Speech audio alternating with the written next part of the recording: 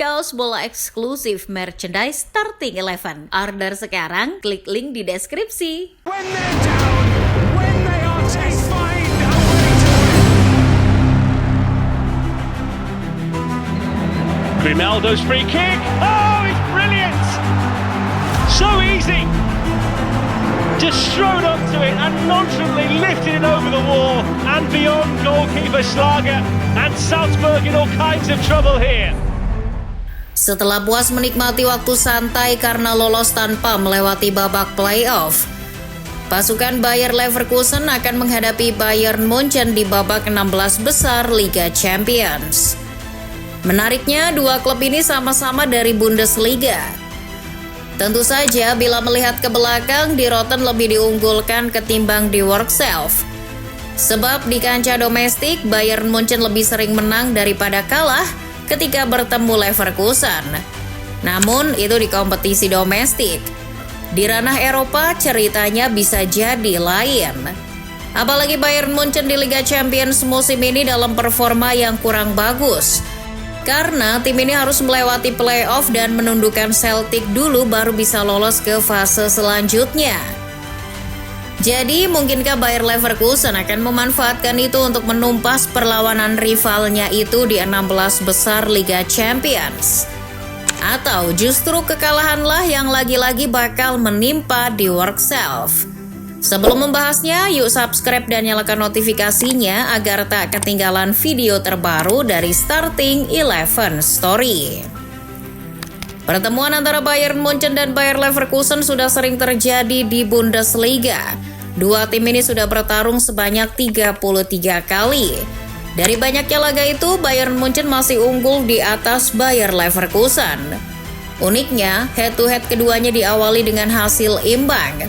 Waktu itu Bayern Munchen bertandang ke markas Bayer Leverkusen di Bay Arena pada musim 2010-2011. Kedua tim hanya berbagi angka 1-1. Gol Mario Gomez di menit 34 memecah kebuntuan Bayern Munchen.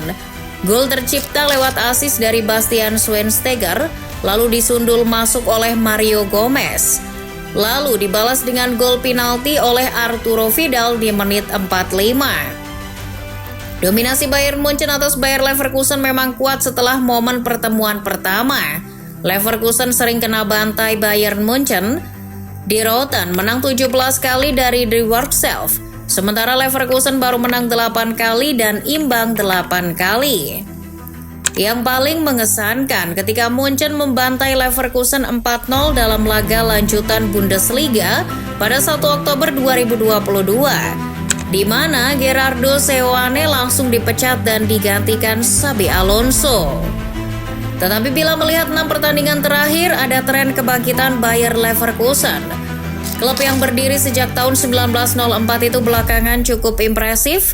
Alhasil dari 6 pertandingan itu, Bayer Leverkusen mampu menang 3 kali dan 3 seri melawan Bayern Munchen. Belakangan ini penampilan Die Workself luar biasa dan konsisten. Kalau dihitung-hitung, itu dimulai dari musim lalu, persis ketika Xabi Alonso membawa tim ini juara Bundesliga dengan rekor tak terkalahkan.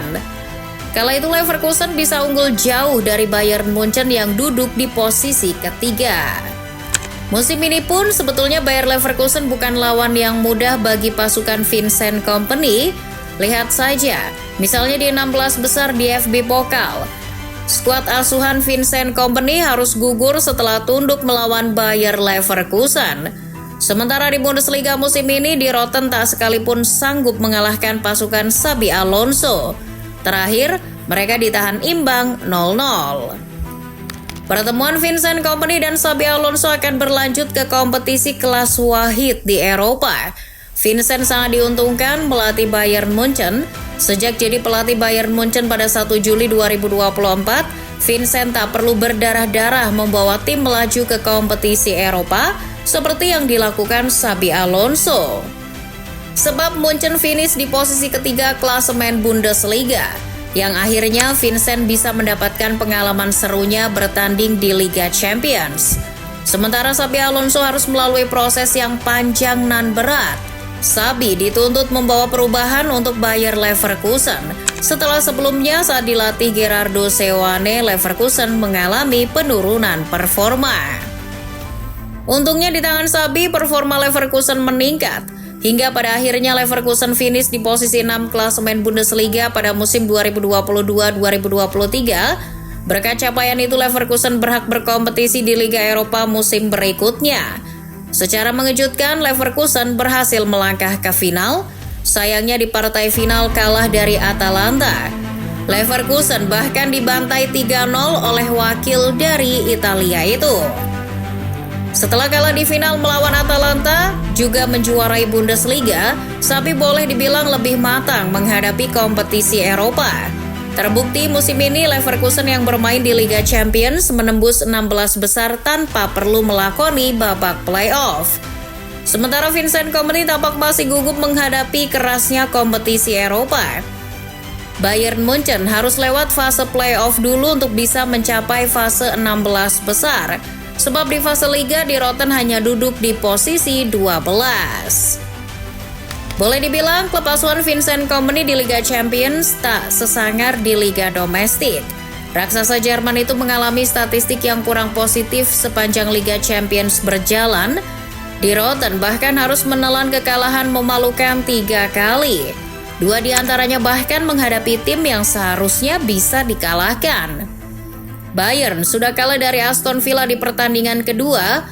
Lalu Bayern Munchen yang biasanya mudah saja menghadapi Barcelona justru berbalik kena bantai. Namun barangkali kekalahan yang paling memalukan terjadi saat melawan Feyenoord. Bayern Munchen dibantai 3-0 di The Kuip. Hasil mengecewakan ini membuat Bayern Munchen harus melewati babak playoff. Di babak playoff melawan Celtic pun, Bayern Munchen tak kelihatan mode bantainya. Bayern Munchen bahkan nyaris kalah saat menjamu Celtic di Allianz Arena. Bagaimana tidak, Bayern Munchen baru bisa menyamakan kedudukan di menit 90+4 setelah kebobolan di menit 63. Gol dari Alphonso Davies mengantarkan Die Rotten lolos ke 16 besar tanpa drama adu penalti. Sementara wakil Jerman lain justru impresif, Bayer Leverkusen penampilannya bisa dibilang lebih baik. Skuad asuhan Xabi Alonso itu berhasil menggilas wakil Belanda Feyenoord 4-0. Hal itu tak lepas dari tangan dingin Xabi Alonso dalam mengasuh Bayer Leverkusen. Dibanding Vincent Kompany, capaian Xabi Alonso di Liga Champions cukup bagus, sebab Bayer Leverkusen menang 5 kali, imbang 1 kali, dan kalah 2 kali. Dari sini Leverkusen finish di posisi 6 klasemen Liga Champions. Satu-satunya kekalahan telak Bayer Leverkusen terjadi saat melawan Liverpool. Pasukan Xabi Alonso harus tunduk 0-4 dari pasukan Arne Slot. Padahal di laga tersebut Leverkusen unggul dalam hal penguasaan bola. Tapi memang Liverpool berhasil menahan gempuran Leverkusen. Juga cerdik memanfaatkan serangan balik ketika tim Xabi Alonso kehilangan bola.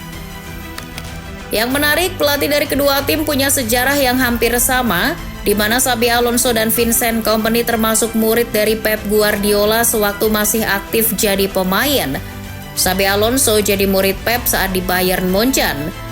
Kepindahannya dari Real Madrid ke Bayern Munchen, waktu itu membawanya bertemu dan berguru pada Pep. Xabi belajar banyak tentang bagaimana cara menghubungkan lini tengah dan lini belakang, serta bagaimana membangun serangan dari lini pertahanan. Sementara Vincent Kompany bertemu Pep Guardiola saat dirinya jadi kapten di Manchester City. Vincent yang kala itu jadi bek tengah belajar banyak dari Pep, terutama soal bagaimana memanfaatkan area pelebaran. Tujuannya untuk menciptakan ruang di lini tengah lawan. Tak heran jika gaya main Bayer Leverkusen dan Bayern Munchen ada kesamaan dari satu sisi. Dua tim dari Bundesliga ini punya kecenderungan bermain menyerang. Selain itu, baik Vincent Kompany maupun Xabi Alonso kerap menerapkan ball possession penuh. Meski begitu, kedua pelatih yang pernah mendapat ilmu dari Pep juga punya perbedaan yang signifikan. Vincent Kompany cukup taat dalam menerapkan gaya permainan Pep Guardiola. Bayern Munchen yang dilatih oleh Vincent identik dengan penguasaan bola tinggi. Hal itu bisa dilihat dari garis pertahanan tinggi yang sering digunakan Pep Guardiola. Bahkan Vincent Kompany juga menerapkan false nine ala Pep Guardiola di lini depan. Fungsinya untuk mengecoh pemain belakang lawan. Inilah yang jadi andalan Vincent dalam melatih Bayern Munchen, membuat Munchen selalu menang soal ball possession. Tapi masalahnya, Bayern Munchen selalu kebobolan lebih dulu. Hal ini terjadi bukan tanpa alasan. Skuad asuhan Vincent Kompany punya masalah krusial di lini belakang. Transisi dari menyerang ke bertahan mereka kacau. Hal inilah yang membuat tim asuhan Vincent Kompany kebobolan saat terjadi serangan balik.